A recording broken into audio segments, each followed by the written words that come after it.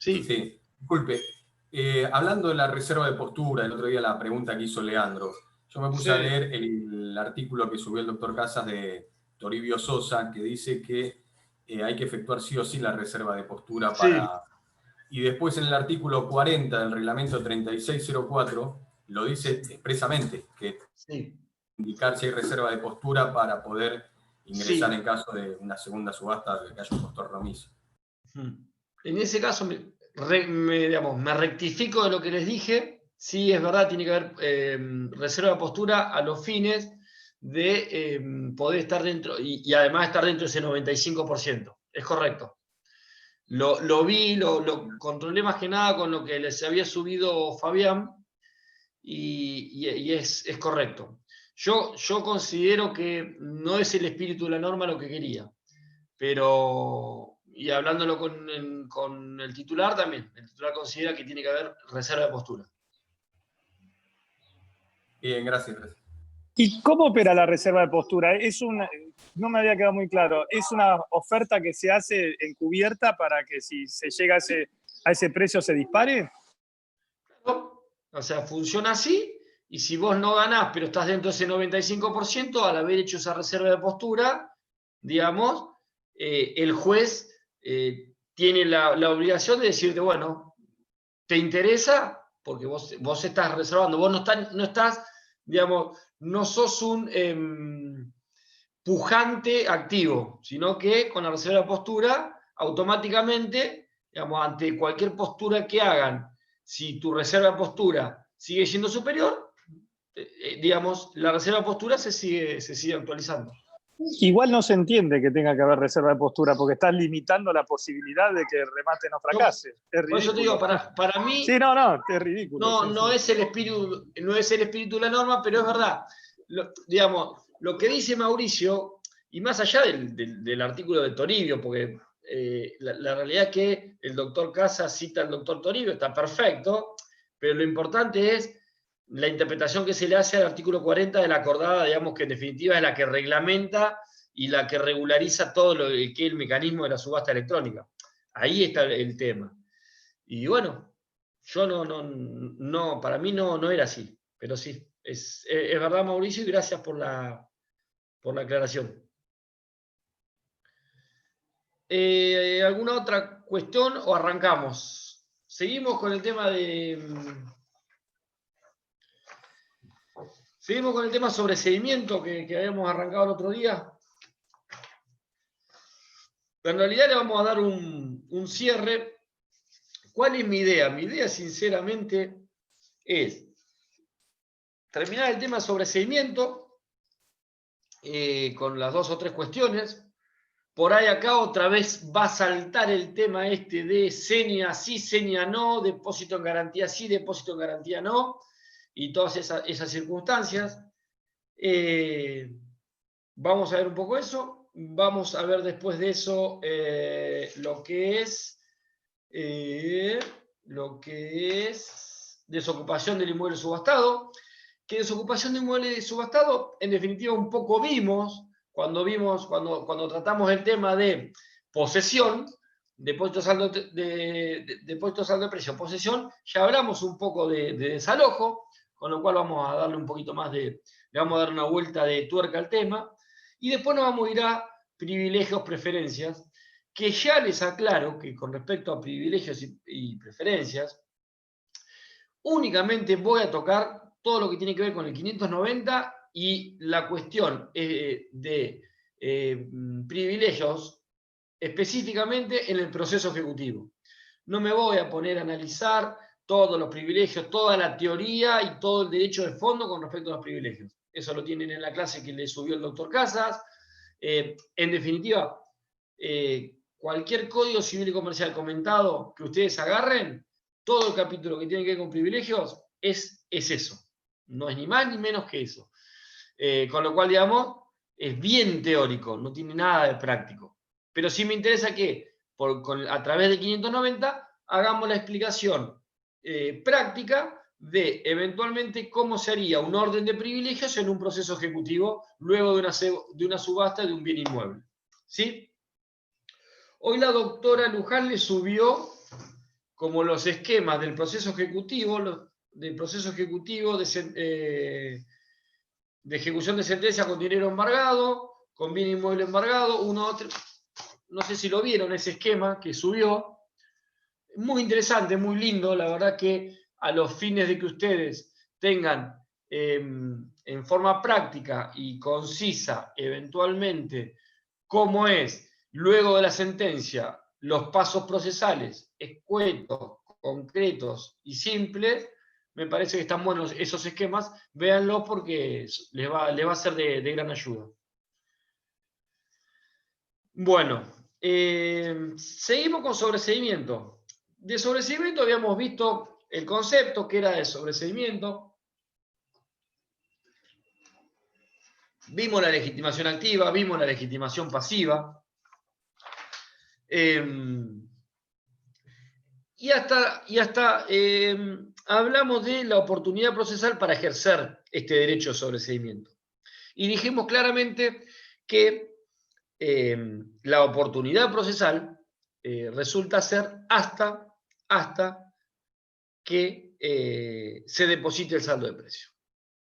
Y eso es muy importante, se los reitero, eso ya lo hablamos, pero se los reitero. No necesito para depositar el saldo de precio que la subasta la tenga aprobada, en absoluto. Con lo cual, si yo quiero desactivar un posible sobreseimiento del proceso ejecutivo, debo depositar el saldo de precio lo antes que pueda, lo antes posible. ¿Cuándo estoy habilitado yo a depositar el saldo de precio? Una vez que se cierra la subasta y me consideran o soy considerado como el mejor postor. A partir de ahí, yo soy el ganador. Con lo cual, al otro día, automáticamente, puedo depositar el saldo de precio. Les digo más, supongamos el ejemplo que la subasta termina a las 9 de la mañana de un día y resulto ser el ganador, me comunican que soy el ganador, ese mismo día si quiero puedo depositar el saldo de precio. Con eso desaliento y desactivo cualquier posibilidad de sobreseimiento del proceso ejecutivo. ¿Y qué pasa con los gastos y los honorarios del martillero? Que eso no está liquidado.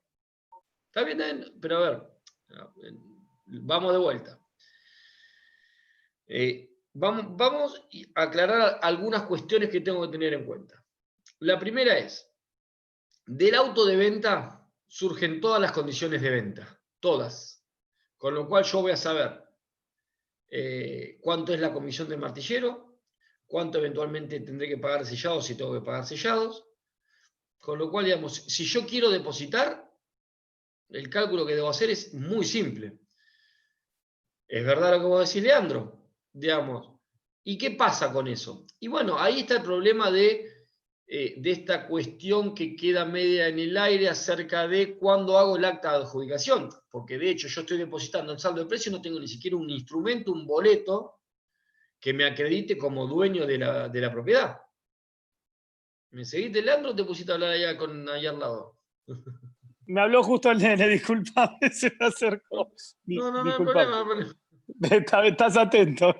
No, estoy muy atento, sí, los veo No, todos. justo me vino a hablar. No hay problema, pero entender lo que te digo, o sea, para el sobreseimiento lo que me dicen es que tengo que depositar saldo de precio. No me dicen saldo de precio, gastos, honorario, comisión. ¿Por qué? Porque en realidad, vamos de vuelta, espérame un cachitito, en realidad, ¿dónde estoy? ¿Dónde estoy? Esperen un cachito, acá. La realidad es que el artículo está,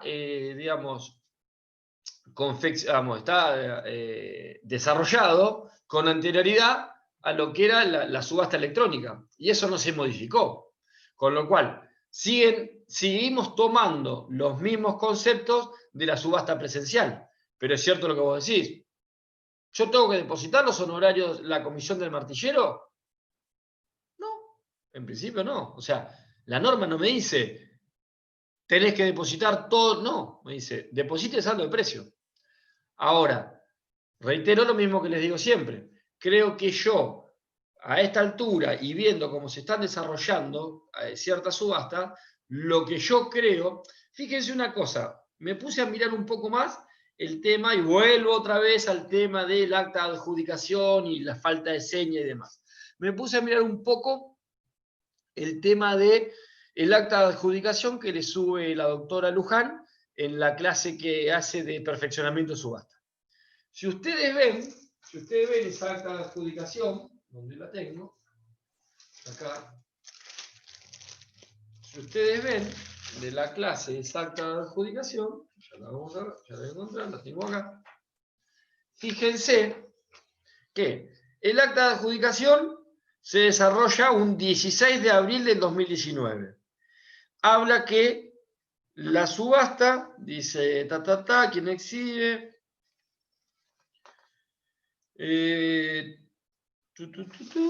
¿dónde estaba?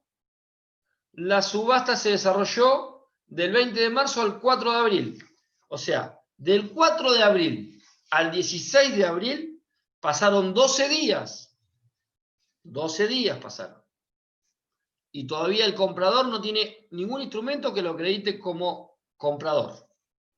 12 días. Y en 12 días, además de no haber pasado, no sé qué pasó en esos 12 días, porque no creo que en esos 12 días el martillero haya rendido cuentas, de esa rendición de cuentas se corrió traslado, se transcurrieron los 5 días por nota, no me dan la fecha para aprobar la subasta, para después recién ahí exigirme el saldo de precio. Entonces, en esta acta de adjudicación que yo veo ahí, está el fenómeno. Pero a mí no me cierra. A mí no me cierra así. Entonces, yo creo que todas las normativas de subastas presenciales tendría que ver la manera más práctica de tratar de llevarlas a las subastas electrónicas. ¿Por qué? Porque eventualmente voy a tener una seña, porque eventualmente voy a tener, el comprador a su vez va a tener la seguridad de tener un acta de adjudicación que hace las veces de un boleto de compraventa, porque eventualmente se van a correr los plazos procesales pertinentes para depositar en tiempo y forma un depósito saldo de precio. En definitiva, creo que son circunstancias que se deben ir ayornando. El sobreseimiento es otro, porque volvemos a lo mismo, lo que decís, Leandro, es cierto. A ver, yo deposito saldo de precio, me quedo tranquilo, no hay sobreseimiento, pero el martillero, por otro lado, va a decir, este es un fenómeno. Me depositó saldo de precio, pero todavía a mí no me pagó. Es que lo único que quedaría de ver es los gastos, porque en la comisión del martillero el 10% es fácil sacarlo, lo que no se podría sacar serían los gastos, supongo, hasta que no le liquiden. No, pero pará, Leandro. Vos tenés que, estoy hablando del depósito de saldo de precio, no estoy hablando de una liquidación. El depósito de saldo de precio es la plata que yo pagué por la compra del bien inmueble. Estás en silencio, Leandro. Que con eso es como se saca el total de lo que sea deuda, porque el precio de venta, de ahí se saca el precio del martillero. No. Pero, sí. Pero pará. Estás confundiendo gastos, estás confundiendo todo. No confundo. Hay un saldo de precio, un precio donde salió el remate. Pongamos 100 pesos.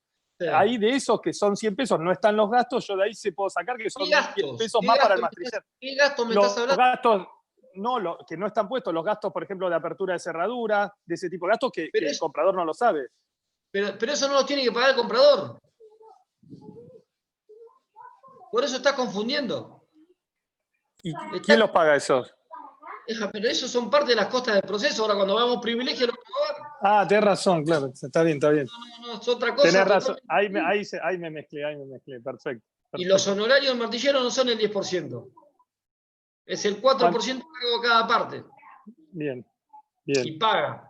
El comprador paga el 4% como comprador y el ejecutado, que es el vendedor forzado, obviamente, paga el 4%. Con lo cual, del expediente sale ese 4% como gasto, como esos gastos de justicia que vamos a ver en el orden de privilegio.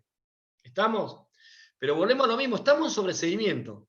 Para sobreseer solamente me exigen el depósito de saldo de precio. Ni comisión, ni sellado, nada.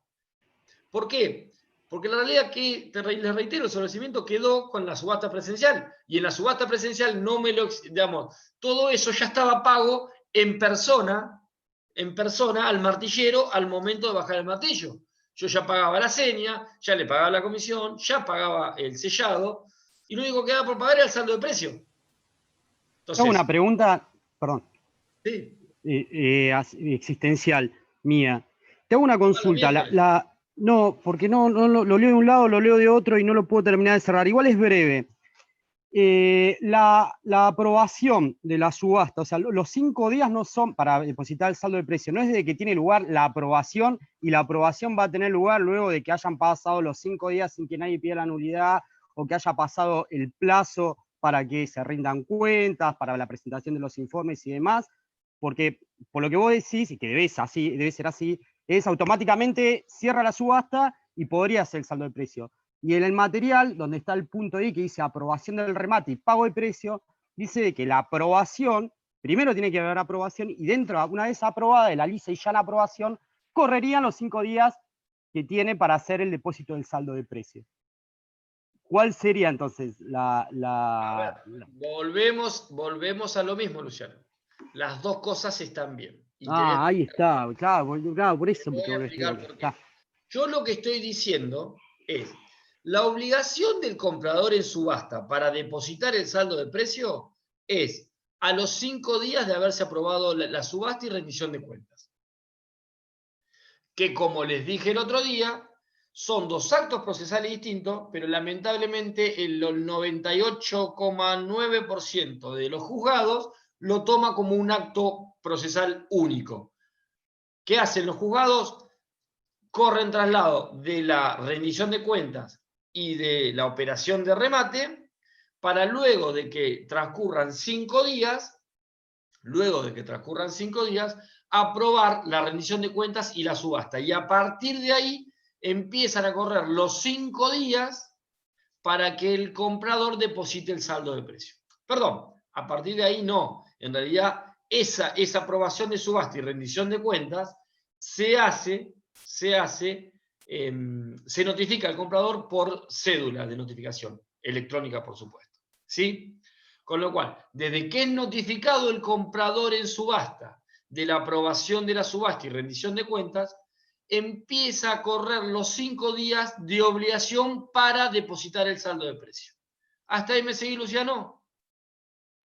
Sí, por eso lo tenía como ya está, eso es. Y ahora al escucharte, que me decís que es desde que al acto mismo... Luciano.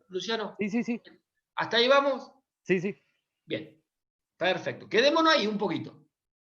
La obligación legal del comprador en subasta es a los 5 días de que es notificado de que se aprueba la rendición de cuentas y se aprueba la subasta.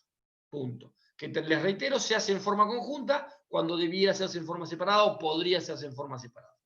Ahora, lo que yo les estoy diciendo es el caso de que, si bien la obligación del comprador es en aquel momento, el comprador, votus propio y sin que sea obligación de él, deposita al otro día de que termina la subasta el depósito saldo de precio. Deposita el saldo de precio.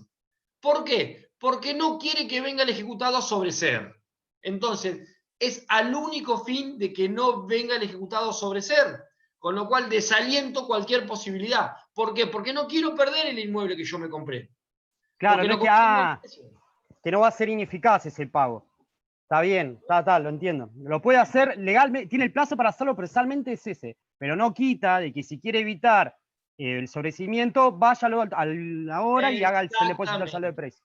Ahí está, al fin, gracias. Es dentro de los 5 días, no al 5.º día. Es dentro de los 5 días, ¿o no? Dentro de los 5 días. No. Espere. Como todo plazo procesal, se lo intima que dentro de los 5 días no. Que a los 5 días, tiene 5 días para depositar, o puede depositarlo el sexto dentro de las 4 horas. Bajo percibimiento de ese postor remis. Exactamente. Bien. Pero esa es la obligación legal. Ahora, voluntariamente puede depositar otro día. ¿Por qué? ¿Por qué lo haría? Al único fin de evitar el sobreseimiento. ¿Está claro eso? ¿Está claro? Porque ahí, esa es la cuestión a tener en cuenta. Si yo tengo, vamos, a mí me vienen a ver como abogado, me viene a ver un cliente como abogado que me dice, mirá, voy a comprar esto en subasta, y me dice, mirá, me encantó, vos sabés qué sé yo, o al revés, viene diciéndome, gané la subasta, que no quiero perderlo porque es la oportunidad de mi vida, y ustedes como abogado le tienen que recomendar, bueno, entonces depositemos el saldo de precio mañana. Listo, nos olvidamos, no hay posibilidad de sobreseimiento. Y se terminó. Esa es la manera de truncar la posibilidad de sobreseimiento por parte del ejecutado. ¿Está claro? ¿Sí? Sí, ahora sí, gracias. Bien.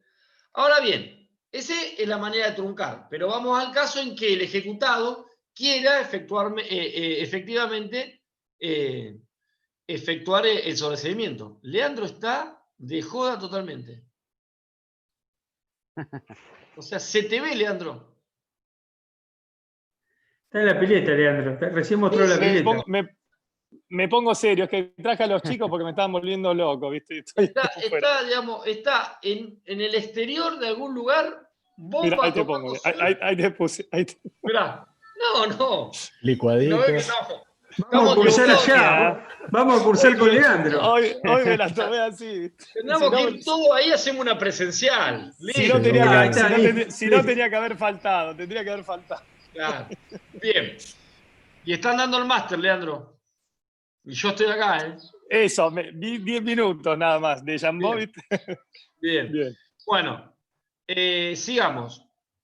Eventualmente, el ejecutado quiere sobreser. Bueno, viene el cliente de ustedes, es el ejecutado, y dice, mire, sinceramente conseguí una plata, quiero recuperar el bien que acaban de subastar, terminó la semana pasada la subasta, pero todavía no depositaron el saldo de precio, el tipo sabe, y yo quiero sobreser. Bueno, digo yo, vamos a sobreser. ¿Qué es lo que tiene que pagar? Y acá hay una diferencia entre el código de provincia y el código de nación. En principio, tengo que tener en cuenta que el ejecutado, para poder sobreser, va a tener que, yo divido los pagos que tiene que hacer, más allá de que el pago es en una cuenta judicial, la misma para todos, y el dinero va todo junto, pero yo tengo que dividir el pago para dos cuestiones diferentes. La primera es el pago para el ejecutante, o sea, el ejecutado va a tener que pagar la deuda que se le estaba reclamando, en definitiva, y el otro va a ser el pago que le debo hacer al comprador en subasta, que en definitiva es quien, si hubiese sido presencial, tendría el boleto, y si se hace el acta de adjudicación, como pretendo yo que se haga a las 24 o 48 horas, tendría el acta de adjudicación, y se ve perjudicado, truncado en el derecho de haber adquirido un inmueble. Entonces, obviamente, a favor del actor primero, a favor del ejecutante primero, ¿qué debo pagar? Y debo pagar capital, intereses y costas. Ahora bien, ustedes me dirán, pero Pere, si no hay dinero, todavía no hay liquidación. Y si no hay liquidación, ¿cómo hago yo? Bueno, ustedes saben muy bien que la sentencia de trance y remate que se haya dictado en el expediente, claramente me va a mí dar las pautas liquidatorias para poder realizar una liquidación motu propio, el ejecutado, y poder depositar exactamente la deuda que se debe. ¿Por qué? Porque tendré capital, que lo tendré en sentencia, tendré los intereses que estarán establecidos en la sentencia, podré hacer el cálculo, es un cálculo aritmético, y podré establecer las costas, que las costas en definitiva podrán ser determinadas de acuerdo a la escala salarial dispuesta en la ley de 14.967, pero además tendré que tener en cuenta dentro de esas costas todos los gastos judiciales que se han realizado, que también van a surgir del expediente y a los cuales se le podrá establecer, conforme lo dice la sentencia, desde que se realizó ese gasto, una tasa pasiva por cada uno de esos gastos de intereses. Entonces, ¿puedo calcularlo? Sí, puedo calcularlo perfectamente. ¿Puedo depositar una suma estimativa? No, debo depositar la suma exacta de lo que se debe. ¿Puede haber algún desajuste medio pequeño? Ante la duda se deposita más. Pero no puede haber un depósito estimativo y sin ningún tipo de respaldo, digamos, de algún fundamento técnico en la realización del cálculo aritmético que yo haga al momento de depositar. Y eso con respecto al ejecutante. Pero el comprador en subasta también se ve perjudicado, que era el comprador. Y ahí entra a jugar todo esto que hablábamos el otro día y esta dificultad de seña sí, seña no. Bueno, lo que dice la norma es, bueno, a ver, al comprador en subasta, ¿qué le debo pagar? Y le debo pagar lo que pagó, básicamente. ¿Qué pagó? Bueno, lo que pagó es lo abonado en el acto de subasta. ¿Y qué abonó en el acto de subasta? Claro, seguimos hablando de una subasta presencial. En el acto de subasta presencial, ¿qué pagaba? Y pagaba la comisión del martillero, 4% del valor de compra, pagaba el sellado y pagaba el 10% de la seña. Con lo cual, en definitiva, desde el punto de vista teórico, uno tiene que decir, ¿qué le debo pagar yo al comprador en subasta? Y lo que abono en el acto de subasta, más 1,5 veces la seña pagada. Eso es desde lo teórico. Ahora, yo les pregunto, en una subasta electrónica, ¿qué debería pagarle yo? Vamos a suponer que, como en el caso del acta de adjudicación que le subió la doctora Luján, vamos a suponer que se hizo la subasta el día 2 de julio, un día 2, y hasta el 16 no tengo acta de adjudicación, nada. Lo único que tengo es que un comprador compró y fue adjudicado. ¿Qué pagó el comprador hasta ese momento?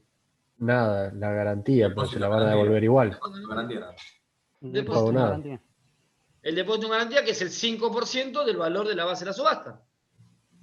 Pero Por no se lo eso devolvería vuelvo a reiterar que es muy importante establecer como condición de venta, en el auto de venta, circunstancias como esta, como que se pague seña, o eventualmente quien quiera sobreser, pero ahí vamos al apunte que había hecho el doctor Gabás. Yo leía el apunte que hizo el doctor Gabás, y el doctor Gabás ponía, esperen por acá,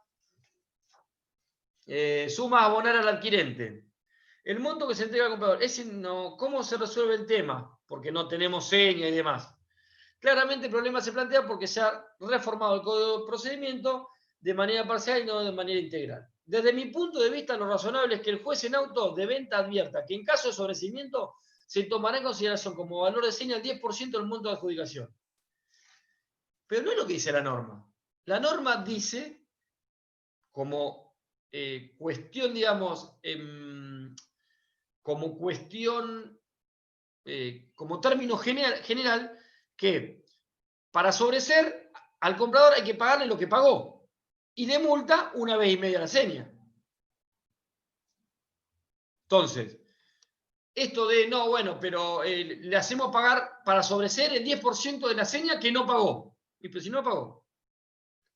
Me parece que es más sencillo la solución que yo daba de decir, miren señores, el adjudicatario del bien a las 24 horas debe comparecer al juzgado a realizar el acta de adjudicación y deberá integrar la seña con más la comisión del martillero y demás.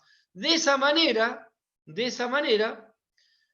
quien quiera sobreser deberá cumplir con todas estas cuestiones relacionadas a los gastos.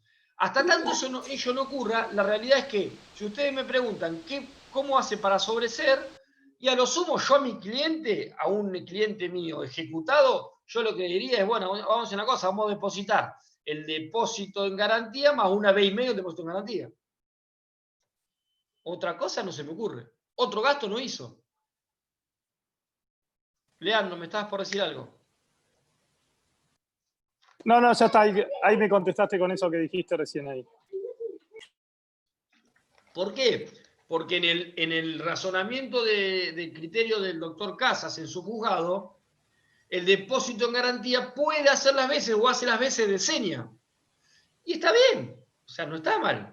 Pero ahí ¿Y vos dijiste que algunos juzgados piden la seña o entendí sí. mal la otra vez? Sí. No, algunos juzgados. El juzgado 10, yo tengo un caso, me parece que es Mauri Quiebra. Si ustedes lo buscan, me parece que es Mauri Quiebra. Buscan en la mesa de entrada virtual, ¿vieron? Mauri Quiebra, Mauri José Quiebra. En ese auto de venta ahí se subastó electrónicamente y ahí pusieron la necesidad de integrar la seña una vez adquirido el inmueble.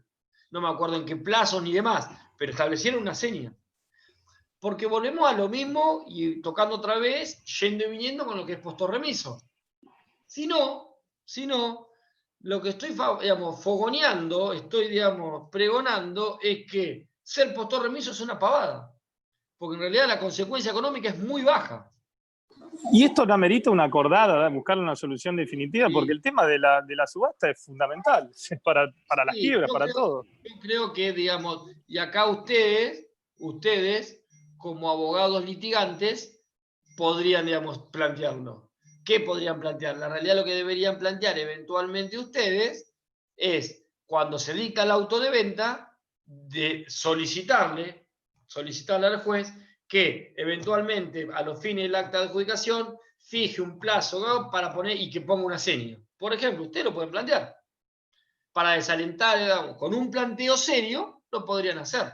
Y el juez eventualmente ante esa situación, bueno, el doctor Casas, con esto que estuvimos hablando nosotros todos estos días, nos decía, bueno, mirá, a ver, voy a hablarlo de vuelta, voy a hablarlo con mis funcionarios, porque por ahí es real, digamos, por ahí me parece que no está muy mala, así que capaz que le cambiamos el doctor Casas, guarda, guarda.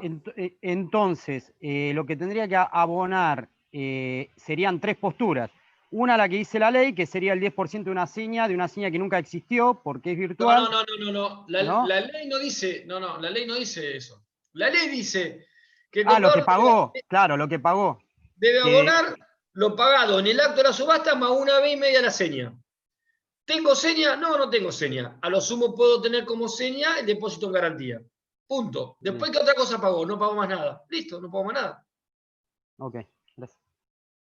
O sea, en definitiva hay que estar a lo que diga el auto de venta de cada juzgado. Como el auto de venta, por eso le estoy diciendo, es muy importante el auto de venta.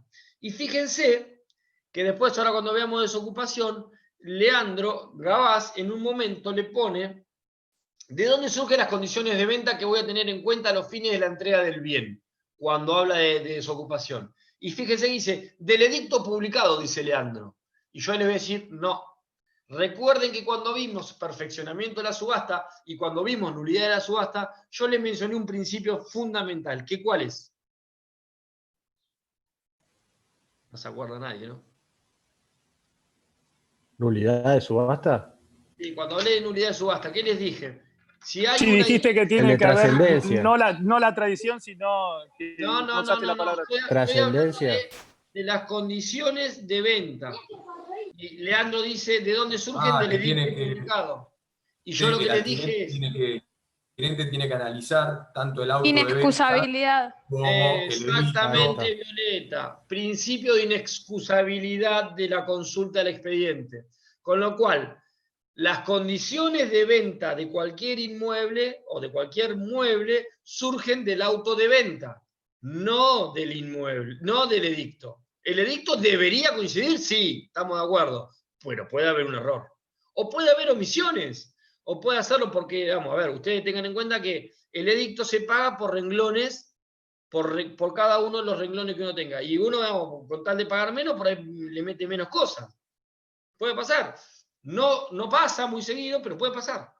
Pero, les reitero, lo que dice Mauricio es real. Todas estas circunstancias, cuanto más aclaradas estén en el auto de venta, menos conflictividad me van a traer. Menos conflictividad me van a traer. Pero bueno, decíamos que en el Código de Nación también es distinto. ¿Qué es distinto? Bueno, hay 2 cosas. Lo primero, que me favorece o me facilita al ejecutado la plata que yo tengo que depositarle al ejecutante.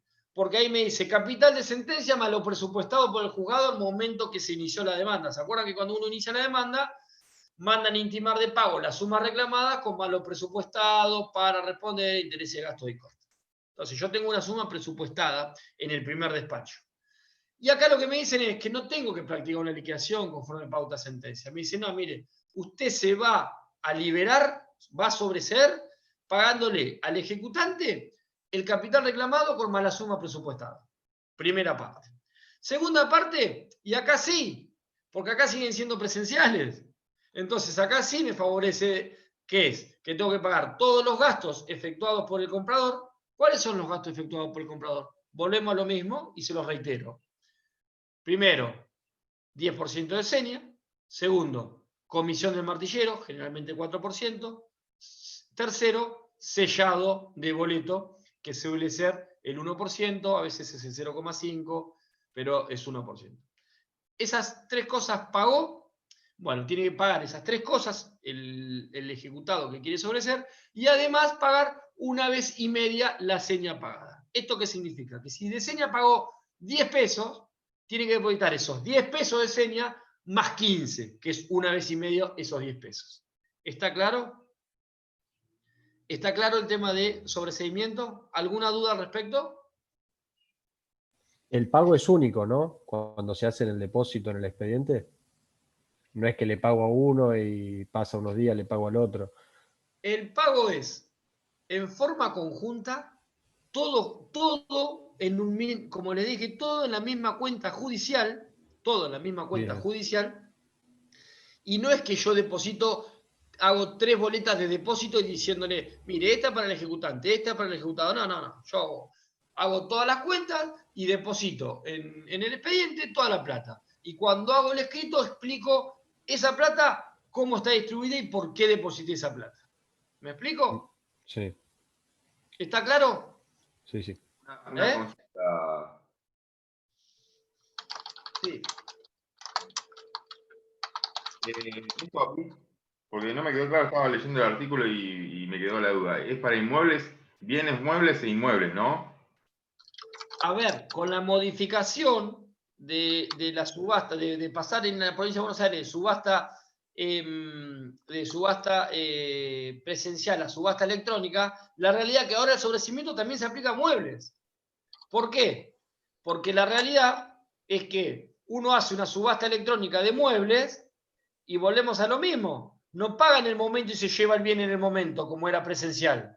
Ahora le aprueban, tiene que depositar el saldo de precio y después le hacen entrega de la tenencia o la posesión de lo que haya comprado. Con lo cual, hay un plazo en el cual el ejecutado tiene tiempo de sobreseer antes de que haya un depósito de saldo de precio. Antes eso no pasaba porque el pago del precio, el saldo de pago de precio era en el momento, era en efectivo, al contado. ¿Me explico? Ahora ya no. ¿Alguna otra duda? ¿Pasamos? ¿Puedo hacerte una pregunta? Las que Gonzalo? quieras. No sé si ya lo mencionaste, perdón. No hay manera de que el comprador se pueda oponer al sobreseguimiento si es planteado el sobreseguimiento en tiempo y forma. A ver, si el sobreseimiento está efectuado en tiempo y forma y con las sumas depositadas en tiempo y forma, no hay manera. Ahora, puede haber discusión acerca de cómo está sobreseyendo en cuanto a plazos, en cuanto a dinero, en cuanto a cualquier circunstancia, y guarda, y ahí entra un poco la última partecita que les iba a comentar, que cualquier resolución que se desarrolle respecto de el sobreseimiento, que haga lugar al sobreseimiento, para el comprador es una sentencia definitiva, lo cual lo habilitaría a ¿qué? A plantear un recurso extraordinario. A plantear el recurso extraordinario si se dan los requisitos pertinentes para plantearlo, ¿no? Es para Bien. la única parte que es sentencia definitiva. Y una consulta en base a lo que preguntó la compañera. ¿Se ha dado algún caso en el que el sobreseimiento fue posterior al depósito con conformidad del comprador? Medio raro, ¿no? Es extemporáneo, pero da conformidad al comprador. Sí, no. Estoy pensando el caso. Hay en el tema de sobreseimiento, había un caso. Yo la primera vez que hice sobreseimiento era un caso que el doctor del Cerro llevó a la corte, pero no me acuerdo por qué era. Que era de acá de Mar del Plata, pero no me acuerdo. Eso que me decís vos no lo tengo presente, sinceramente, Gregorio. No hay problema, no hay problema. Capaz es medio laboratorio, pero pienso, como los plazos son tan cortos, uno se pone a buscar la plata y se puede dar. ¿Cuál? ¿Tengo una pregunta? A mí me enamoro. A ver, mostrame otra vez. ¿Cuál era? A Gladys le gustó. A Gladys le gustó. La liquidación, esa que se hace en provincia, profe, no hay ninguna posibilidad de eventualmente impugnarla por parte del ejecutante. Sí, claro. A ver. Listo, porque no hay traslado, te digo por lo que, siguiendo la clase, lo que venías diciendo. A ver, vamos con, si querés te hago el pasito procesal. Vamos a suponer que el ejecutado quiere sobreseer, bueno, va el abogado, ustedes no son los abogados, le hacen todas las cuentas, depositan, presentan y dicen, bueno, vengo a sobreseer, acá acompaño la suma de pesos tanto que corresponde a capital, estos intereses, estos gastos. De ese sobreseimiento, de ese depósito, se corre traslado, eso se sustancia. ¿Con quién? Con el ejecutante y con el comprador en subasta. Y ahí ves si la liquidación fue bien hecha en ese momento. Y cada uno de ellos contesta si está bien, está mal, si el depósito es insuficiente, si no es insuficiente. Y por ahí el ejecutante dice, no, es insuficiente. Faltan gastos. Claro, te comiste un gasto. Gastos, están mal calculados los intereses, la fecha de demora fue mal tomada, cualquier circunstancia, y automáticamente el juez puede decir rechazo sobreseimiento. Punto. Y si no contesta el traslado, se da por válida. A ver, si no contesta el traslado, nadie contesta nada, el juez tiene que dictar una resolución, el cual se tiene por sobreseído, por pago, se deja sin efecto la subasta, y automáticamente, luego de eso, se dispondrá la liberación de los fondos. Bueno, pero podría rechazarlo también, porque si hizo mala liquidación, el juez tiene de oficio la posibilidad eventualmente de rechazarla, independientemente que la otra parte no hizo. De oficio no. Eso es. No, que advierta que ponele que la liquidación que se hizo no observando la tasa de interés de la sentencia que él hizo y que eventualmente considere de que está mal. Y no. Cualquier liquidación que se haga pasa bajo el tamiz de la contraparte y también del juez. Claro. Cualquier liquidación, ustedes recuerden que todas las liquidaciones se aprueban en cuanto al lugar por derecho, dice la norma, y dicen las resoluciones. ¿Por qué? Porque en realidad, digamos, pueden ser modificadas. Si bien hacen cosas juzgadas cuando se practica una liquidación, la sentencia, digamos, la liquidación puede ser modificada cuando tenga errores o lo que fuere. Y puede ser modificada de oficio también, claramente. Pero lo que ustedes tienen que tener en cuenta es que el sobreseimiento se sustancia con las partes y después puede haber una resolución que haga lugar al sobreseimiento o que no haga lugar. Si hace lugar al sobreseimiento, les reitero, ¿se puede apelar o se le puede interponer recurso de apelación? Sí, se puede interponer. Y para el comprador en subasta, incluso hasta tiene la posibilidad de la vía recursiva extraordinaria para el caso, le reitero, siempre le digo lo mismo, para el caso que se den todos los requisitos del recurso extraordinario, no por el solo hecho de que le hayan hecho lugar al sobreseimiento. ¿Estamos? ¿Está claro? ¿Alguna otra consulta al respecto de esto? ¿No? ¿No? Bien. Pasamos a desocupación de inmueble. ¿Pasamos? Doctor, de compensación no vemos nada. Porque ahí... No entra. De compensación. No hablé. No, pero, a ver, compensación, ustedes me están hablando de el caso de que el comprador haya sido el ejecutante que haya compensado su crédito. ¿Es eso? Sí. ¿Y cuál es el inconveniente? Si lo solicita, solamente lo tiene que solicitar, que si puede compensar y el auto de venta debería decirlo. Eso es subasta, yo no di subasta. Yo estoy dando perfeccionamiento y sobrecimiento. Ahora, si lo que me estás preguntando, Raúl, es si el comprador en subasta, en este caso, es el mismo que el ejecutante. Sí. Bien. No es mala la pregunta. ¿Hasta cuándo tendría posibilidad el ejecutado para sobreseer?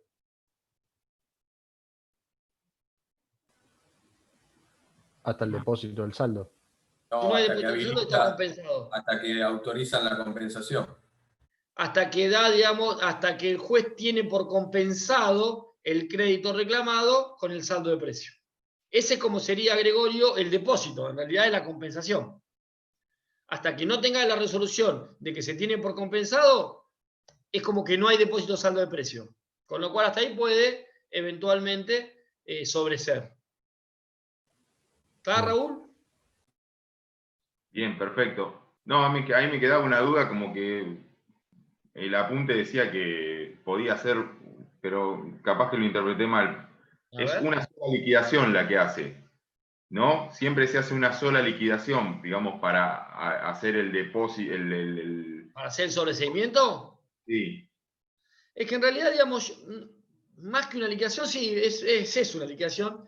En realidad, cuando yo hago la estructura del sobreseimiento, yo lo que digo es, ahora, que vengo por el presente a sobreseer en el presente de juicio ejecutivo. A tales fines, de acuerdo a lo que establece la normativa, vengo a depositar la suma de pesos 100.000.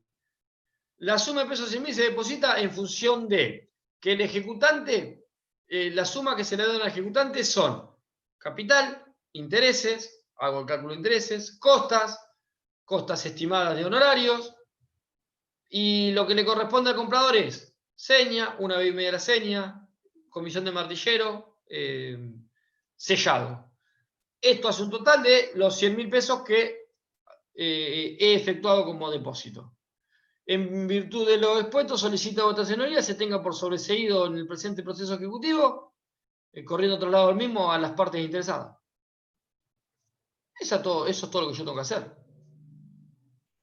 En definitiva, lo más importante es explicar en breves palabras por qué deposité lo que deposité y cómo está, como les dije, cómo está fundamentado desde el punto de vista aritmético las sumas que yo deposité. ¿Por qué yo deposité 20.000 pesos de intereses? Bueno, porque la tasa de interés fijada en sentencia es tanto, la mora es de tal fecha a tal fecha, con lo cual me genera que los intereses sean estos. ¿Sí? Ni más ni menos. Hacer la explicación perfecta. Nada más. ¿Sí, Raúl? Perfecto. ¿Alguna otra duda? ¿Vamos a desocupación? Desocupación de inmueble. Esto no es muy complejo. Ya vimos algo. Y vuelvo un cachito sobre mis pasos cuando hablábamos en su momento de perfeccionamiento de la subasta. ¿Cuándo queda perfeccionada una subasta que hablamos al principio de la semana?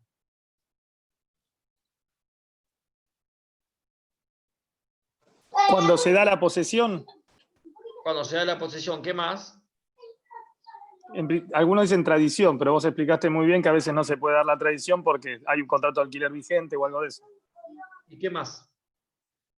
Cuando se paga el saldo de precio. Bien, Catalina. Posesión, saldo de precio, en realidad es saldo de precio y posesión. El artículo dice saldo de precio y tradición. Cuando hablo de tradición hablábamos de una tradición material.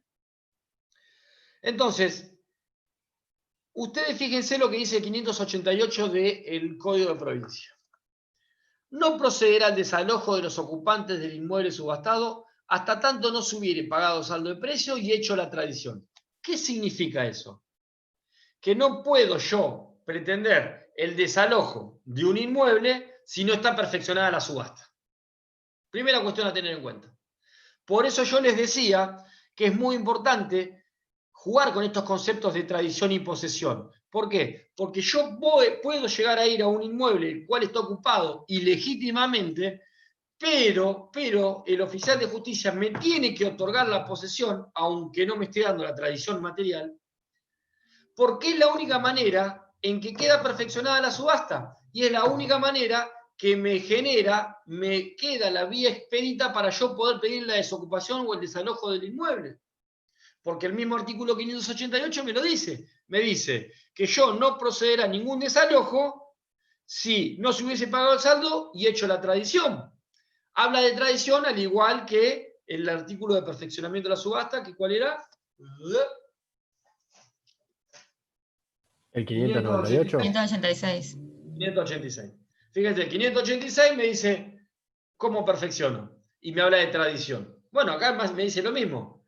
Che, si no se pagó el saldo de precio y no se hizo la tradición, entre ustedes paréntesis pongan, no se entregó la posesión y no se puede pedir desalojo.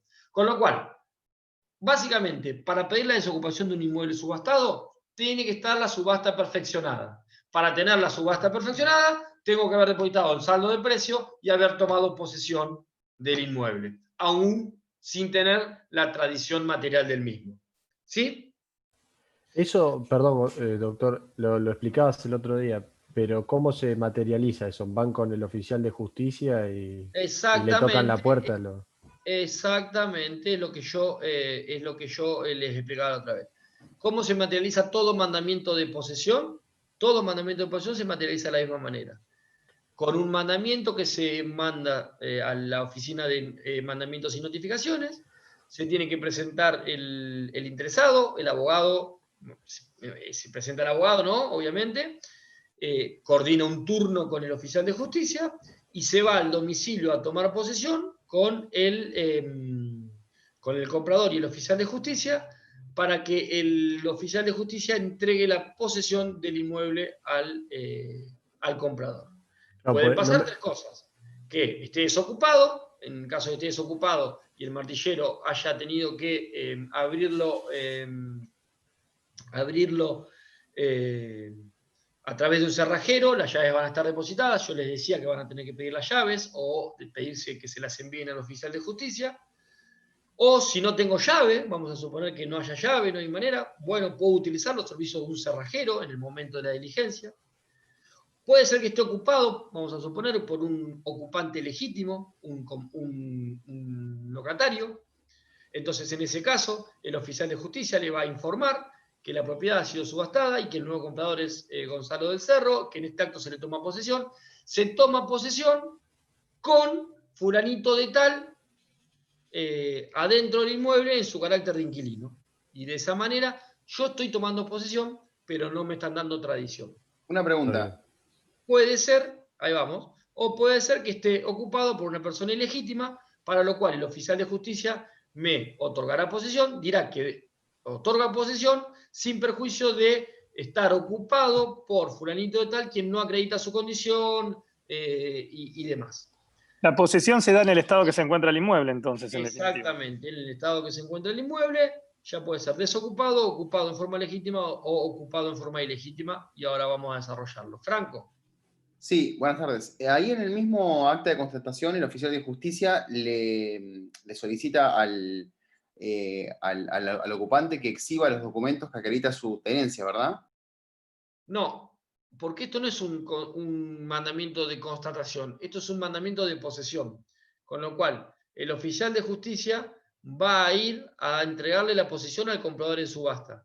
Puede ser que se encuentre con que está ocupado, con que esté desocupado, y va a dejar constancia de las circunstancias de las cuales surjan la diligencia, que puede estar desocupado o que está ocupado.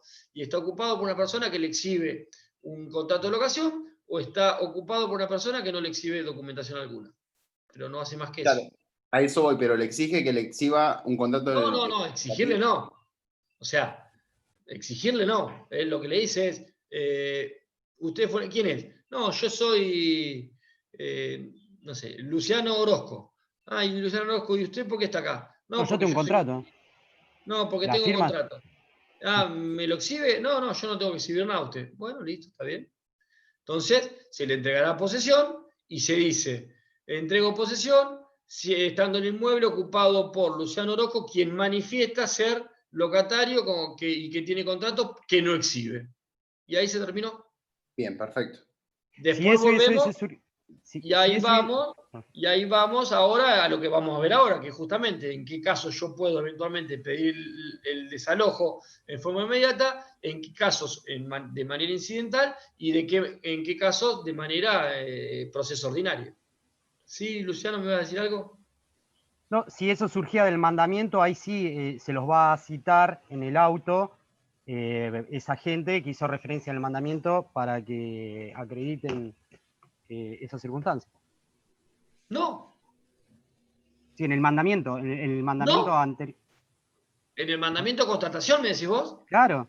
Ah, sí. Sí, en el mandamiento de constatación, efectivamente. En el mandamiento de constatación va a surgir que se encontró con fulanito de tal, que le informó que estaba en carácter de tal, y ahí el oficial de justicia le dirá que tiene 5 días para presentarse en auto a acreditar el título que tiene, por el cual está ocupando el inmueble, en el mandamiento de constatación. Por eso, tengan en cuenta que la importancia del mandamiento de constatación, porque el mandamiento de constatación va a ser reflejado o va a verse reflejado en el auto de venta al momento de establecer las condiciones.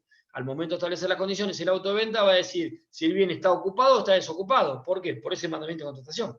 Y va a decir, si está ocupado, va a decir, está ocupado por inquilino con contrato de locación vigente hasta fecha tanto. ¿Por qué? Porque eso va a surgir de ese mandamiento de constatación y de la citación que haga el oficial de justicia y de la presentación que haga.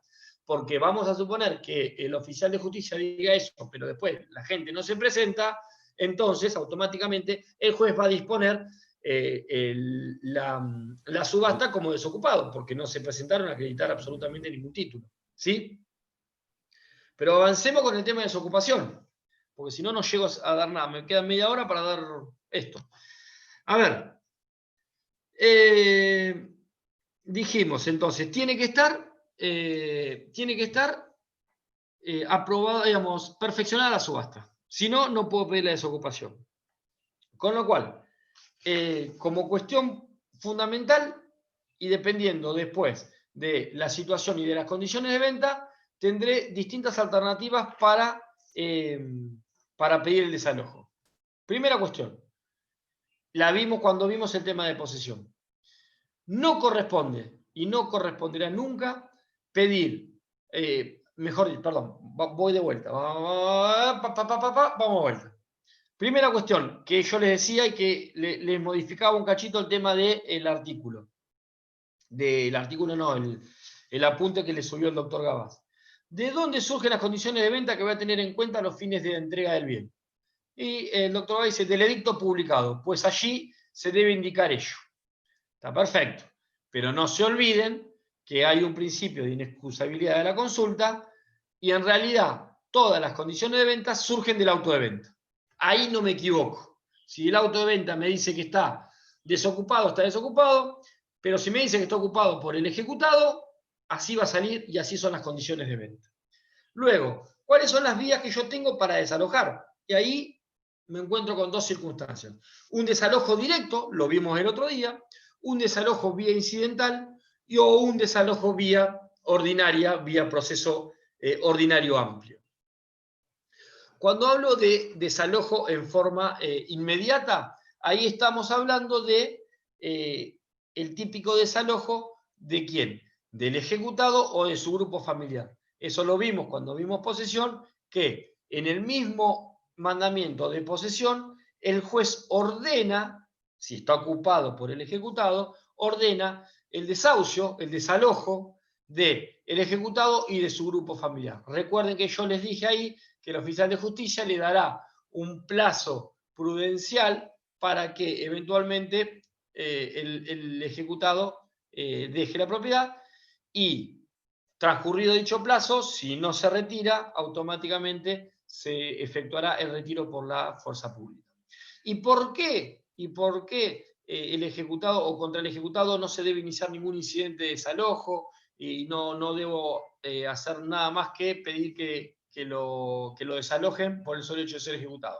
Porque no se olviden algo, el ejecutado, más allá de ser ejecutado, fue el titular del inmueble y por lo tanto fue el vendedor forzado. Yo siempre lo llamo así. ¿Por qué forzado? No deja de ser vendedor, porque la propiedad si era de él y ahora no es más de él, es porque la vendieron. Y se la vendieron forzadamente, pero no deja de tener el rol de ser vendedor. Y por lo tanto tiene las obligaciones de todo vendedor, que una de ellas es entregar el inmueble, que está prevista en el 1139 y 1140 del Código Civil y Comercial. Por lo tanto, en función de esa cuestión de fondo y de esa obligación del vendedor de entregar el inmueble, es que la realidad es esa. Ante la ocupación por parte del ejecutado y su grupo familiar, el juez dispondrá automáticamente y sin incidente mediante el desahucio o la desocupación del inmueble, juntamente con el mandamiento de posesión. Ahora, cuando no está ocupado por el ejecutado o su grupo familiar, bien, ahí se abre un abanico de posibilidades. Lo primero es la procedencia del incidente. Fíjense que la vía normal y adecuada para sustanciar un desahucio es a través de los incidentes. ¿Cuándo se da esto? Bueno, cuando el marco de discusión es acotado. Por ejemplo, vamos a suponer que el inmueble surge desocupado en el auto de venta, y cuando voy a tomar posesión me aparece ocupado por un tercero ajeno que dice que es inquilino. Bueno, automáticamente en esas circunstancias el juez deberá escuchar a esta persona que ocupa el inmueble y por lo tanto se deberá canalizar a través de un incidente de desalojo. Ahora, cuando lo que se pretende es la discusión mucho más fondal del derecho de ocupación que tiene una persona sobre un inmueble, el otro día hablábamos de un derecho posesorio, por ejemplo, y el derecho posesorio contra un comprador en subasta, cuestiones que quizás requieran la discusión mucho más profunda que las que se puede desarrollar en un incidente de desalojo. Ahí, en ese caso, el procedimiento será un procedimiento ordinario o un procedimiento más amplio. ¿Hasta acá está claro? Te hago una consulta en base a eso. ¿Y qué sucedería con el dinero que pagó, digamos, el comprador si después es derrotado en el juicio de conocimiento? Porque ese ya se repartió ese dinero, teóricamente. Bueno, no. A ver, volvemos a lo mismo. A ver, ustedes fíjense una cosa. ¿En qué parte del proceso estamos cuando estoy gestionando un desalojo? Y en realidad, digamos, yo como comprador puedo pedir cautelar el tema. ¿Por qué? Porque en definitiva vamos a suponer que el auto de venta me decía que era libre de ocupantes y resulta que cuando voy a tomar posesión el inmueble no estaba ocupado. Entonces, dentro de lo que es el proceso ejecutivo que continúa claramente, yo puedo eventualmente disponer o tratar de disponer una cautelar para que, bueno, a ver, esperen, el dinero no se lo lleven. Pasa, y sí puede pasar que se lo lleven, puede pasar que el proceso ejecutivo continúe y yo me quede con el problema de el desalojo de un inmueble cuya compra fue por subasta. Es verdad. ¿Qué puede pasar? Y bueno, eventualmente lo mismo que yo les explicaba el otro día de la nulidad, cuando se decreta la nulidad de una ejecución, pero se deja válida la subasta realizada. Y eventualmente el comprador en subasta, en este caso, tendrá que ver la posibilidad de iniciar un daño y perjuicio si es que no pudo nunca adquirir el inmueble. Ni más ni menos que eso. ¿Alguna duda con respecto a esto? ¿Seguimos un poquito más?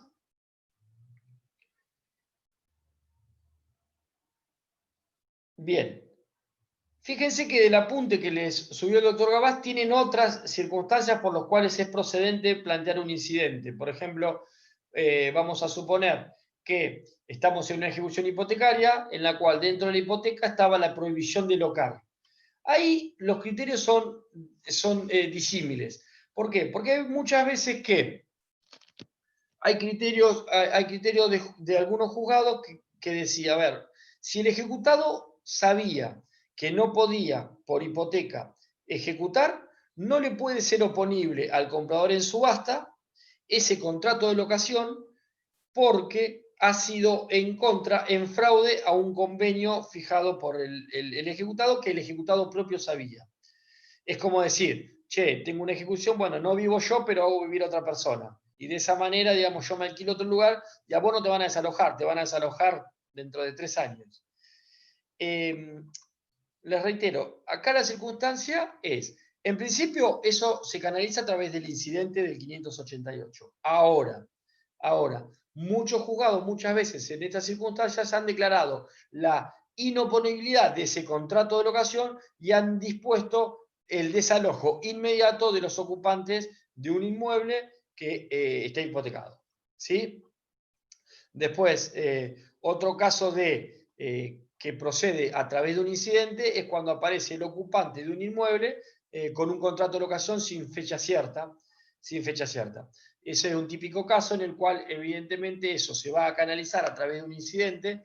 Y cuando hablo de incidente, ¿qué es lo que les quiero representar? Lo que les quiero representar con un incidente es que, digamos, el ámbito de discusión es muy acotado, tiene que ser muy acotado, o debe ser muy acotado, tiene que resolverse en un tiempo más que razonable. En cambio, cuando la situación es más compleja y tiene que ver con derechos de fondo, la realidad es que eso se canaliza a través, eventualmente, de procesos ordinarios que me llevan no solo amplitud probatoria, sino muchísimo más tiempo en el desarrollo y la resolución de la cuestión.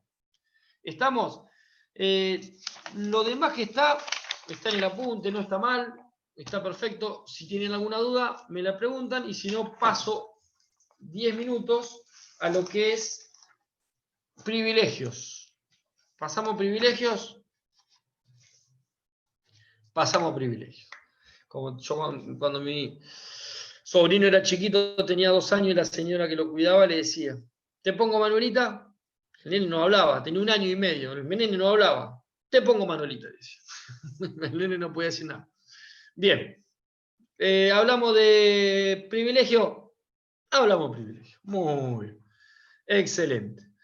Bueno, último tema que vamos a tratar. Les dije, ustedes vieron todo el apunte que le hizo el doctor Casas, los privilegios en el Código Civil y Comercial, la diferencia entre privilegio y preferencia, la definición de privilegios, las condiciones, reglas generales, las características que tienen que tener, legalidad, indivisibilidad, accesoriedad, privilegios especiales. A mí lo único que me interesa de todo esto es que ustedes entiendan hay privilegios generales y hay privilegios especiales.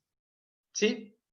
El privilegio, obviamente, ¿qué es? La prioridad que un acreedor puede tener para percibir el crédito que se le adeuda. Fundamental como concepto muy básico y muy genérico. Pero vamos a la cuestión procesal propiamente dicho.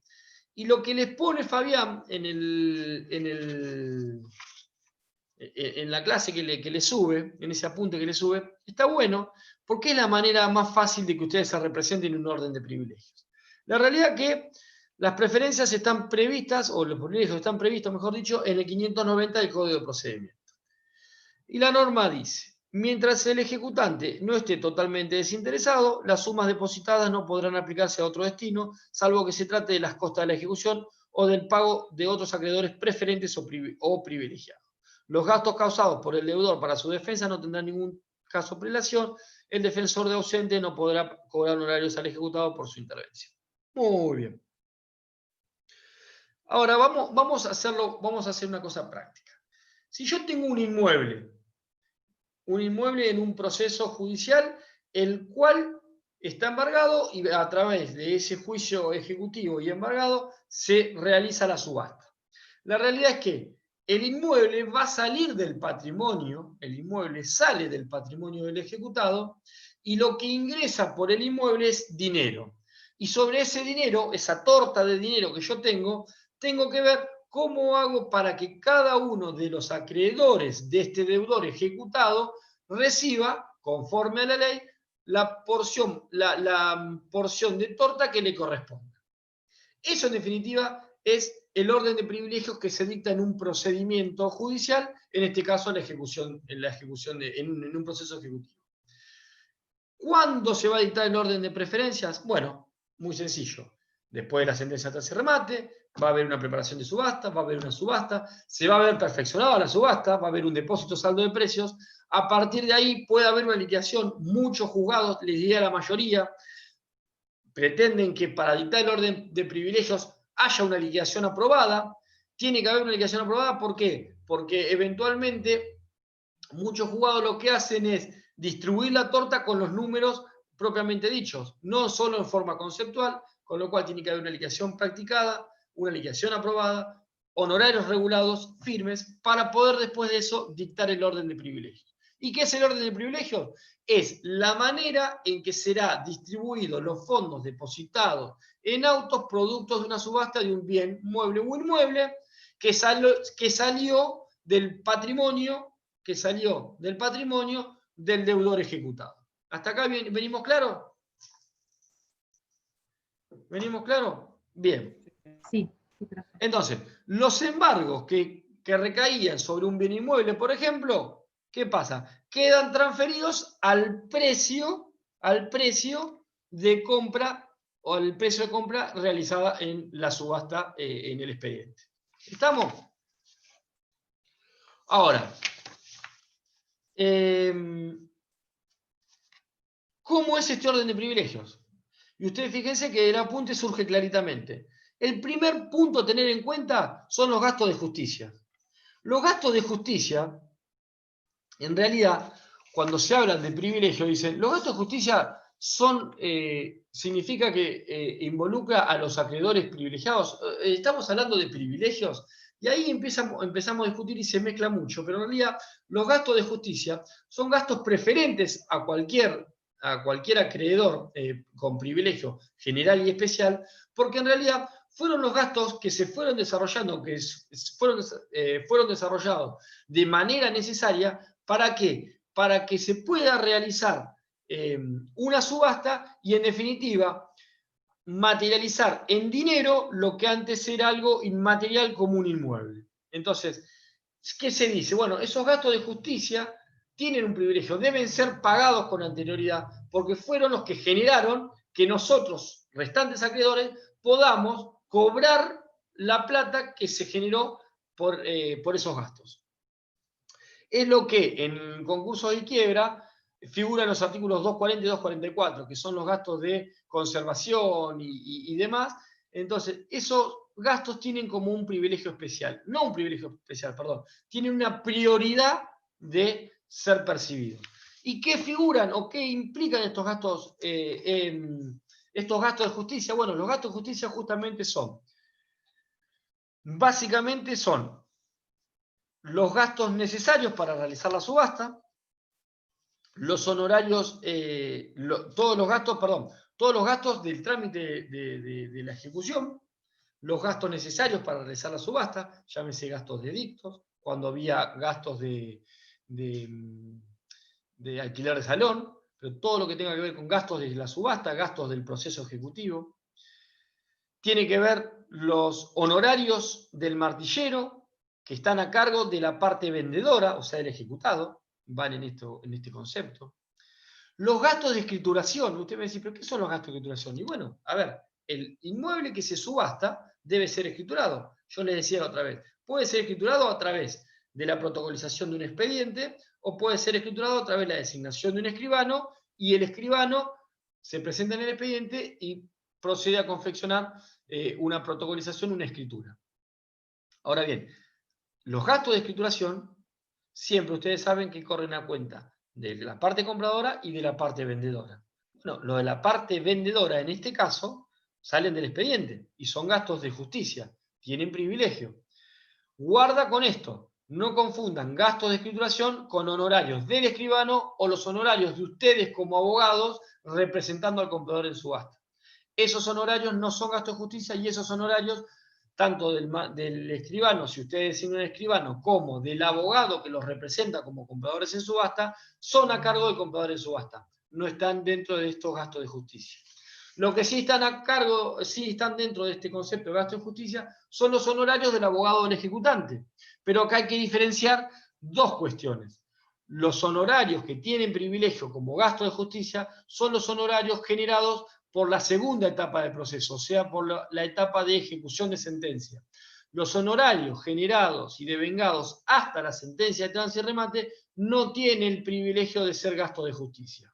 ¿Por qué? Porque lo que entiende la ley y la doctrina ha interpretado lo mismo, es que los gastos realizados por la etapa de ejecución de sentencia son los que han sido en beneficio de todos los acreedores y son los que han sido en beneficio, porque esos fueron los que generaron en definitiva que se subaste el inmueble y que entre el dinero en el expediente. Los gastos hasta la sentencia de trance y remate, la realidad fue únicamente en beneficio del ejecutante, porque lo único que se generó con eso fue darle legitimidad a un crédito que tenía representado en un título ejecutivo. ¿Estamos? ¿Qué más? Les reitero, los honorarios, los únicos honorarios que tienen privilegio dentro de los gastos de justicia son los honorarios que se generan y se devengan por la etapa de ejecución de sentencia. ¿Estamos? Después vienen acreedores con privilegio especial. Y acá hay que discriminar algunas circunstancias que surgen del Código de Fondo. Porque los acreedores con privilegio especial, ahí entran, en este ejemplo que estamos dando de subasta de inmuebles, los acreedores hipotecarios. Pero, si ustedes analizan todo lo que tiene que ver con el 2582 y 2586 del Código Civil y Comercial, tenemos que hay gastos de conservación, de la cosa, gastos de conservación del inmueble, que podrían ser o podrían tener mejor privilegio que este acreedor con privilegio especial por hipoteca. Y este es el caso de, por ejemplo, en un departamento de propiedad horizontal, las expensas, como así también los impuestos de ARBA, municipalidad y obras sanitarias. Para hacérselo simple y para explicárselo, lo tienen en ese apunte que yo les digo, ustedes lo que tienen que tener en cuenta es, el acreedor con privilegio especial, el acreedor hipotecario, es el primer acreedor privilegiado, es el primero que va a cobrar esta porción de torta que se genera por el ingreso de dinero. Pero hay una excepción. Si hay gastos de conservación, como gastos de expensa o de impuestos, tasas y contribuciones, que son generados con anterioridad a la hipoteca, o sea, con anterioridad a la constitución de la hipoteca, esos gastos de conservación desplazan al acreedor hipotecario. Con lo cual, puede ser que tenga un acreedor, un consorcio, puede ser que tenga la municipalidad, puede ser que tenga ARBE, puede ser que tenga obras sanitarias, con anterioridad al acreedor hipotecario, porque las deudas generadas son con anterioridad a que se constituyó la hipoteca del inmueble subastado. ¿Me siguieron hasta ahí?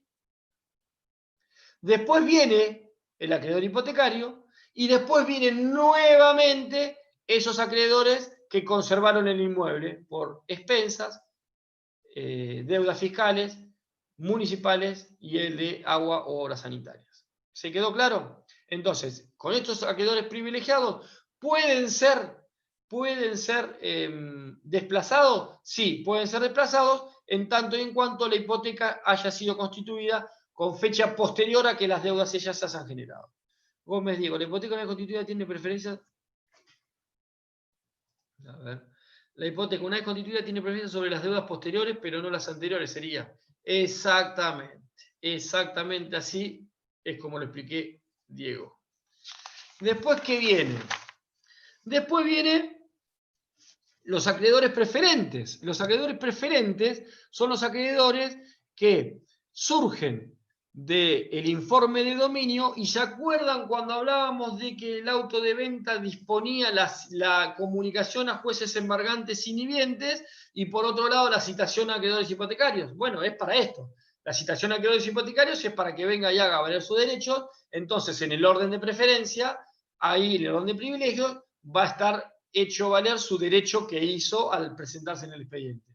Y la comunicación a jueces embargantes inhibientes es para esto, para decirle, che, miren, acá estoy por subastar. Con lo cual, tengan en cuenta que ustedes, como acreedores embargantes, van a estar dentro de este orden de privilegio. ¿Y cómo será ese orden de privilegio de los acreedores embargantes? Bueno, tendrán que ver o estarán dispuestos de acuerdo a cómo cada uno de los acreedores fue embargando. El primer embargante tendrá privilegio sobre el segundo sobre el tercero y así sucesivamente. Los acreedores inhibientes no tienen privilegio, no tienen ningún tipo de privilegio, con lo cual entrarán dentro de esos quirografarios a los cuales se le pagará si hay remanente luego de ser pagados cada uno de todos estos. Ahora bien, estos acreedores embargantes, dentro de estos acreedores embargantes, obviamente va a estar el ejecutante que realizó la subasta por el cual se permitió que haya ingresos de dinero en el expediente. Pero tengan en cuenta algo. Puede ser que sea primer embargante y puede ser que sea quinto embargante. Con lo cual, ustedes tienen que ver, y en eso estuvo bien Fabián cuando les ponen el apunte, cuando ustedes analizan, al momento de ver un informe de dominio que ustedes embargaron el inmueble y están empezando a preparar la subasta, ustedes debieran ser lo suficientemente inteligentes para decirle a su cliente si es conveniente o no subastar. Porque por ahí subastan, realizan todo el desgaste, realizan todo el gasto y lo único que recupera su cliente son los gastos de subasta. Son los gastos judiciales. Pero no termina cobrando nada de su crédito porque en definitiva es cuarto embargante y hay un acreedor hipotecario. Con lo cual el acreedor hipotecario se lleva una parte, los 4 acreedores embargantes anteriores a mí se llevan todo el otro pedazo y a mí no me queda nada. Suponiendo que me quede, obviamente puedo cobrar. Y si soy primer embargante y no hay acreedor hipotecario, mucho mejor. Voy a cobrar seguramente. Luego, vamos a suponer que tengo acreedores preferentes, primer embargante, viene ese ejecutante. Ahora acá les quiero hacer una aclaración para que ustedes tengan en cuenta. Ustedes se acuerdan que yo les dije que los honorarios del abogado, voy así rápido porque ya se me viene la hora, los honorarios del abogado, del ejecutante, tiene privilegios solamente los de la etapa de ejecución de sentencia.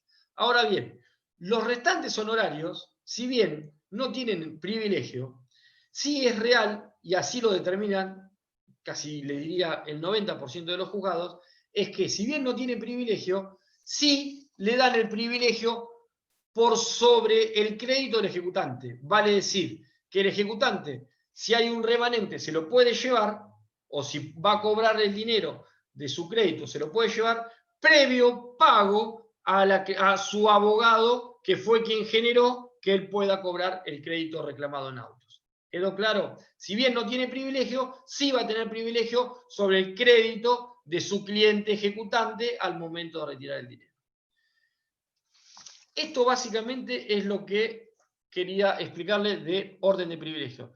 Los honorarios del abogado del ejecutado no tienen ningún privilegio, pero no significa que si se subasta y hay un montón de dinero, se paga todos estos acreedores que nosotros dijimos, y hay plata y sigue habiendo plata en el expediente, pasan 2 cosas. La primera es que el abogado del ejecutado puede cobrar perfectamente, y lo segundo es, aún así sobra plata, vamos a suponer que se paga todos los acreedores al abogado del ejecutado y todavía sobra plata. ¿De quién es esa plata? Del ejecutado. Del ejecutado, exactamente. Y sería un milagro impresionante. Sería un milagro. Pero ahora en algunos casos pasa con el tema de este quilombo de valores de propiedad y demás. Más o menos se los quise hacer medio rápido, pero así. Me interesaba la parte práctica de la estructura de un orden de privilegios. Sí. Me enrosqué, creo. Si el ejecutado, o sea, que el ejecutado... Sí, fuimos rápido. Sí, me enrosqué en ejecutante y ejecutado y el tema de los honorarios con los abogados. No entendí. Bien. Vamos de vuelta. Los honorarios del abogado del ejecutante tienen privilegio dentro de los gastos de justicia aquellos honorarios por la etapa de ejecución de sentencia. ¿Hasta ahí estamos claros, Catalina? Sí. Luego, los honorarios del abogado del ejecutante por la etapa hasta la sentencia, tránsito y remate tienen privilegio por sobre el crédito de su ejecutante, de su cliente ejecutante. ¿Sí, Catalina? Vale decir que... Entonces, el ejecutante tiene privilegio. Después de la sentencia entra el abogado, No. Vale decir que el ejecutante no va a cobrar su crédito hasta que no estén pagos los honorarios de su abogado. Claro. ¿Me explico? Si no, sería injusto que él se lleve el dinero que está depositado y después no haya más dinero para pagarle a su abogado, que hizo todo. ¿Me explico? Entonces, como gasto de justicia van los honorarios generados por la etapa de ejecución de sentencia. Pero respecto de los honorarios hasta la sentencia de tránsito y remate, se pagarán solamente antes del crédito de nuestro cliente ejecutante. Con respecto a los honorarios del abogado del ejecutado, no tienen ningún privilegio. Dentro de este expediente no van a cobrar, salvo que después de que se paguen todos los acreedores, haya un remanente de dinero. En ese caso, sí, el abogado del ejecutado va a poder pedir cobrar de la plata que está en el expediente. Si no, no. Va a tener que cobrarle directamente a su cliente por fuera. Bien, listo, gracias. ¿Alguna otra duda? Me parece que ibas a... Perdón. Habla, Rocío, no pasa nada, no pasa nada. Vale. Gracias. Me parece que ibas a nombrar algo respecto a si efectivamente hay acreedores preferentes, pero o no sé, estabas por decir algo de eso antes de los honorarios. No. Ok. No. Lo que les quise hacer es esa estructura básica de decir, bueno, a ver, gasto de justicia primero, ¿qué involucra gasto de justicia? Después, acreedores con privilegio. Acreedores con privilegio especial, que son los acreedores hipotecarios, un acreedor prendario. Pero, dentro de estos acreedores con privilegio especial están los acreedores que se generan a través de la conservación del inmueble, como pueden ser el consorcio con expensas. Y ahí tenemos las anteriores a la constitución de la hipoteca y los posteriores a la constitución de hipoteca. Luego tenemos esos acreedores preferentes en función del orden en que han sido trabados los embargos. Después tenemos eventualmente el crédito del ejecutante. Después tenemos eventualmente honorarios del ejecutante, del abogado del ejecutante. Si hay más plata, honorarios del abogado del ejecutado. Y si hay más plata, se la lleva el ejecutado.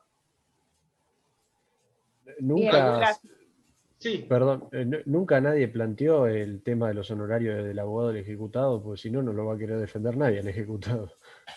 No, lo que pasa es que la realidad, digamos, es que vos entendés que, imagínate una cosa, el ejecutante, que es el que más trabaja, el abogado del ejecutante, que es el que más trabaja para llegar a una subasta y que entre en fondo en el expediente, quizás le cueste cobrar la parte hasta la sentencia de remate. Incluso al abogado del ejecutante. Incluso el abogado del ejecutante. El abogado del ejecutado, digamos, vamos a ser claros, si vos tenés que defender un ejecutado, vos vas a fijar un honorario y decir, mirá, mis honorarios son tanto y se pagan de determinada manera. No vas a pretender que salgan de una subasta. No se suele hacer pacto de cuota litis acá, en los juicios. No, vos no podés hacer un pacto de cuota litis como abogado del ejecutado. Está bien, listo. Gracias. Bueno, ¿alguna otra duda? Si no, damos por terminado el tema. ¿Cómo? En el caso de que el ejecutante, digamos, se reparta todo lo producido de la subasta y el ejecutante no cobre nada, no llega a cobrar nada, ¿ahí tendrá que hacer un nuevo embargo? ¿Cómo? No. Si el ejecutante no cobra nada o cobra una parte, bueno, dos alternativas. Obviamente que el proceso, digamos, la ejecución continúa, puede trabar embargo sobre otro inmueble, y si no hay más, otro inmueble, sobre otro bien, y si no hay más bienes, puede trabar embargo sobre el sueldo, y si no hay sueldo, y si no hay más nada, podrá inhibirlo al ejecutado para tratar de ver si en algún momento puede tener la posibilidad de cobrar. Pero no tiene que iniciar un nuevo proceso, perfecto. En definitiva, digamos, puede cautelar lo que le quedó. Por eso les digo, hay veces que uno tiene que ser inteligente como abogado y decirle, miren, si nosotros hacemos todo este gasto, le vamos a subastarle el inmueble, pero nosotros no vamos a cobrar. Con lo cual, esperemos y veamos si se activa la situación con otro acreedor embargante y eventualmente nosotros nos presentamos el derecho allá, pero no gastamos plata. Y lo que podemos hacer eventualmente es, siendo un acreedor que no va a poder cobrar, eventualmente buscar otros bienes o inhibirlo. Por eso lo mejor es embargar sobre fondos líquidos y no tener que hacer todo la subasta y demás, y se va a ir actualizando, porque el embargo va a persistir y va a ir a imputar intereses hasta que llegue al capital, ¿o no? No. ¿Por qué no? No, lo que pasa es que depende. Vos decís es un buen sueldo, un 30% mensual que se vaya juntando hasta que llegue la sentencia, se junta un plata. Luciano, hay que ver tu crédito también. ¿Cuántos sueldos conocés por encima del mínimo vital y móvil que un 20 o un 30% sea 3, 4 mil pesos por mes? Sí, y vos decís, no, a vos no, a tu cliente no le sirve cobrar así. A tu cliente le sirve cobrar todo junto. Ahora, si vos me estás preguntando, soy quinto acreedor embargante de un departamento monoambiente en Chaco y Coso, y sí, te digo, sí, mirá, no gastés plata y trabajan acá, y bueno, vamos cobrando algo, vamos cobrando. Sí. Todo depende de las circunstancias. Está bien. Bueno, chicos, nos vemos la próxima.